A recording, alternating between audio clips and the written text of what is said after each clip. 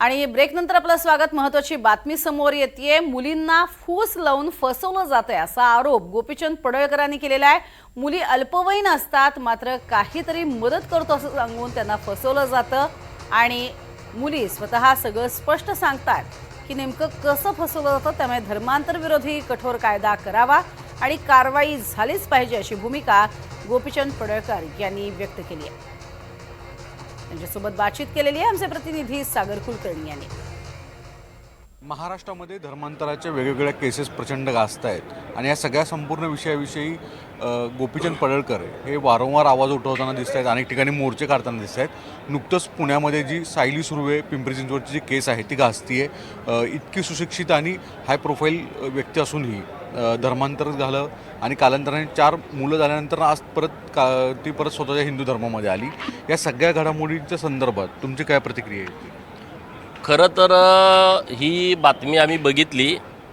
सायली सुर्वे नावाची जी हिंदू भगिनी आहे, हिचं धर्मांतरण झालं होतं, फसव्या प्रेमाच्या जाळ्यात अडकली होती आणि त्यांनी अत्यंत विचारपूर्वक परत हिंदू धर्मामध्ये येण्याचा निर्णय घेतला।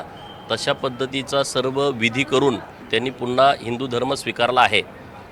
परंतु आता जी लोक आम्ही सातत्यानं या गोष्टीवरती आवाज उठवतो तेव्हा म्हणत असतात की लव जिहाद होतच नाही, हे हिंदुत्ववादी कार्यकर्ते किंवा भाजपचे कार्यकर्ते मताच्या राजकारणासाठी हिंदू मुसलमान करत असतात, अशी भूमिका जे लोक मांडतात त्यांनी या आपल्या सुर्वेंची व्यवस्थित मुलाखत ऐकली पाहिजे। म्हणजे तुमचे सुद्धा डोळे उघडतील की नेमकं कशा पद्धतीनं फसवलं जातं आहे। मिस इंडिया अर्थची ही विजेती मुलगी आहे, प्रसिद्ध मॉडेल असणारी मुलगी आहे। या मुलीला बरोबर जाळं टाकून तिला फसवलं गेलं। आता 4 मुलं जन्माला घातल्याच्या नंतर म्हणजे तिचा छळ 1-2 वर्षातच सुरू झाला होता, त्यांची मुलाखत ऐकल्याच्या नंतर कळतंय। आणि इतक्या सुशिक्षित मुलीचा जर असा छळ करत असतील इतर ज्या मुली आहेत हिंदू धर्मातल्या, त्या मुलींनीसुद्धा याचा विचार करण्याची आवश्यकता आहे।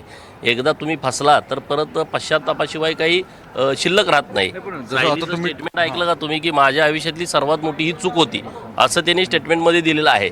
तर इतर मुलींनीसुद्धा या बाबीकडे अत्यंत गांभीर्यपूर्वक बघावं असं हे प्रकरण आहे। मुलींना बाहेरच्या जगाचं नॉलेज नसतं, वापरलेल्या नसतात, शाळेत किंवा घरी याच्या पलीकडे त्यांचा संपर्क नसतो। हे बरोबर असं तिला आम्ही तुझी खूप काळजी करतोय, तुझ्या भविष्याची आम्ही काळजी करतोय आणि मग ह्यांच्यासारखं प्रेम करणारा दुसरा माणूसच नाही, मग त्यांच्या काही गरजा असतील किरकोळ, कुठं बाहेर मुली शिकायला असतील, त्यांना काय मदत असेल, असं काहीतरी दाखवायचं आणि त्या मुलींना बरोबर प्रेमाच्या जाळ्यात अडकवायचं, असे प्रकार होत आहेत। तर हे ठरवून केलं जातं आहे। आता हे सुर्वेंचं जे प्रकरण आहे किती गंभीर आहे बघा ना।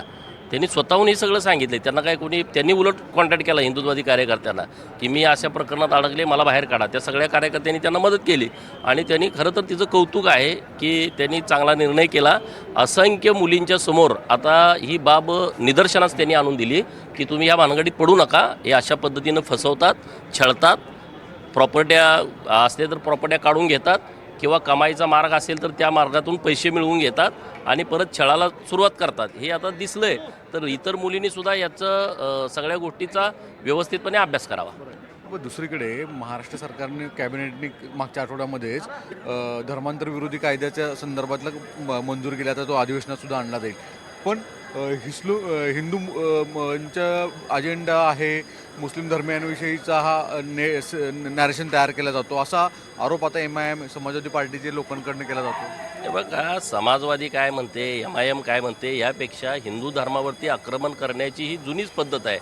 मुघल असतील, हे मशिनरीवाले असतील, हे सातत्यानं हिंदू धर्मावरती आक्रमण करतात आणि ते थांबवायचं असेल, धर्मांतरण थांबवायचं असेल तर कडक कायद्याची आवश्यकता होती। मी देवाभाऊंचं आणि त्यांच्या सरकारचं विशेष अभिनंदन करेन की त्यांनी धर्मांतरण विरोधी कायदा आणलेला आहे। धन्यवाद। गोपीचंद पडळकर यांनी जी भूमिका आहे ती मांडल्याचं दिसून येतं आणि सगळीकडे महत्त्वाची गोष्ट म्हणजे धर्मांतर बंदी विरोधी जो विषय आहे तो मांडण्याचा प्रयत्न केला गेलेला आहे। गौरव सागर कुलकर्णी, NDTV मराठी, मुंबई।